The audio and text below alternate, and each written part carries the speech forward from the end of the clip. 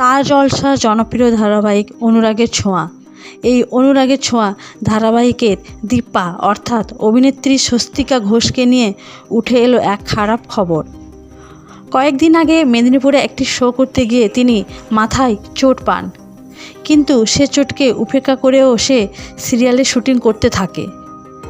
কিন্তু কয়েকদিন আগে শুটিং করতে গিয়ে তার মাথায় চোট কাঁধে ছড়িয়ে পড়ে এবং সে তার জন্য সংলাপ বলতে পারছিল না, কথা জড়িয়ে আসছিল। তাই তড়িঘড়ি না করে এক বেসরকারি হসপিটালে চিকিৎসার জন্য যায়। এক স্নায়ুরোগ বিশেষজ্ঞের কাছে তিনি বর্তমানে চিকিৎসারত। হসপিটালে যাওয়ার আগে তিনি আনন্দবাজার.comকে সাক্ষাৎকার দিয়েছেন এবং সেখানে তার বর্তমান শারীরিক পরিস্থিতির কথা জানিয়েছে। সুস্থ হয়ে উঠুক সবার প্রিয় দীপা, এটাই সকলের অনুরাগীদের কামনা।